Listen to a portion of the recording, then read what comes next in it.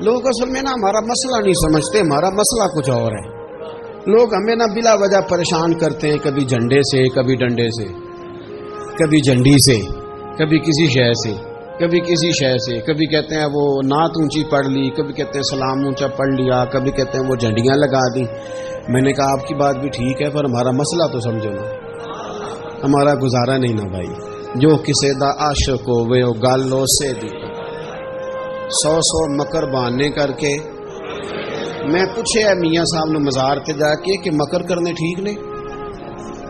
تساں کہنا مکر کردا ہے تے حضور ٹھیک نے. تے مینوں لگدا ہے کہ پولا جان دے سے پے کہ سونا راضی کرنا ہوئے تے موڑ ٹھیک نے. حضور نے ایک دن کہا تھا، حضرت ابو سعید خدری نے کہا یا رسول اللہ آپ قرآن پاک کی تلاوت کر رہے تھے، قرآن پاک بڑا سونا پڑھتے تھے نا. تو نبی کریم نے سن لیا. اب کیا کریں، دلیل دیں گے تو بات مضبوط ہو جائے گی. حضور نے سن لیا تو بعد میں فرمایا ابو سعید تو بڑا سونا قرآن پڑھتا ہے. رب کے علاوہ کسی کو دکھا کے عبادت کرنی جائز ہے؟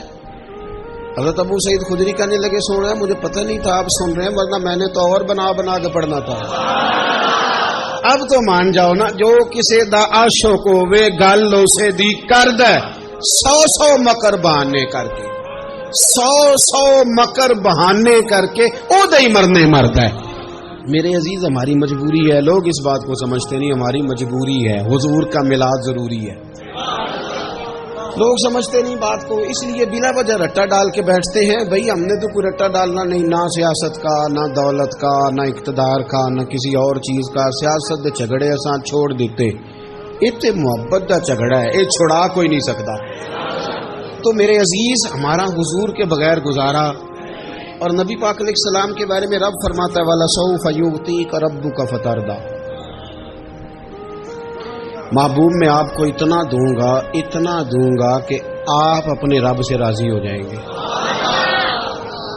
کیا کروں میں؟ اب یہ آیت اتنی شاندار ہے. حضرت امام زین العابدین رضی اللہ تعالیٰ عنہ سے کسی بندے نے کہا قرآن پاک میں سب سے زیادہ امید والی آیت کون سی ہے؟ اس کا خیال تھا لا تقنطوا من رحمت اللہ، کہیں گے اللہ کی رحمت سے نا امید نہ ہونا. اس نے کہا حضور سب سے امید والی آیت بتائیں. وہ کہتا میرے ذہن میں تھا کہ یہ والی آیت پڑھیں گے. تو امام زین العابدین رضی اللہ تعالیٰ عنہ فرمانے لگے سب سے امید والی آیت ہے وَلَسَوْفَ يُعْطِيكَ رَبُّكَ فَتَرْضَىٰ. رب کہتا ہے محبوب اتنا دوں گا کہ آپ اپنے رب سے راضی ہو جائیں گے. آیت نازل ہو گئی تو حضور پتہ کیا فرماتے ہیں صحابہ سے؟ فرماتے ہیں رب کہتا ہے حبیب تجھے راضی کرنا ہے، اور جب تک میرے سارے غلام جنت میں گئے نہ میں نے اللہ سے راضی ہونا ہی نہیں. میں نہیں راضی ہوتا اللہ سے. سارے جائیں گے تو تب تو میں تو کہتا ہی رہوں گا نا قربان پچھانن والے آتا. او گل جان گئے پر گل کھول دے، او گل کھول دے نہیں. پتہ چل گیا بات کا. حضور کے بغیر گزارا، حضور کے بغیر کوئی چارہ ہی نہیں. اور خود حضور کیا فرماتے، یہ سنن ابن ماجہ ہے، میرے رسول پاک صلی اللہ تعالی علیہ وسلم ارشاد فرماتے، حدیث کے راوی حضرت ابو موسیٰ اشعری رضی اللہ تعالیٰ عنہ، حضور فرماتے کہ اللہ نے مجھے اختیار دیا. یا رسول اللہ کس بات کا؟ فرمایا رب نے اختیار دیا میں چاہوں تو آدھی امت بغیر حساب کے جنت چلی جائے، اور میں چاہوں تو اللہ سے اختیار لے لوں کہ یا اللہ مجھے شفاعت کا حق دے، میں سفارش کرتا جاؤں اور تو انہیں معافی دیتا جائے. یہ مجھے اختیار دیا اللہ تعالیٰ نے. تو حضور کیا فرماتے ہیں؟ فرماتے ہیں وہ آدھی امت والا سودا نہیں میں نے قبول کیا. میں نے نہ شفاعت لی ہے کیونکہ یہ عام تر ہے اور یہ کفایت کرنے والی ہے، یہ عام بھی ہے اور کفایت کرنے والی بھی ہے.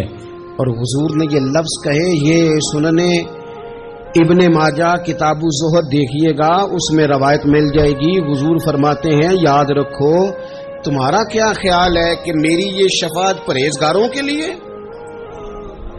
خود جملہ استفہامیہ سے بات کرتے ہیں. تمہارا کیا خیال ہے کہ میری یہ شفاعت جو قیامت میں سفارش کروں گا تو پرہیزگاروں کی کروں گا؟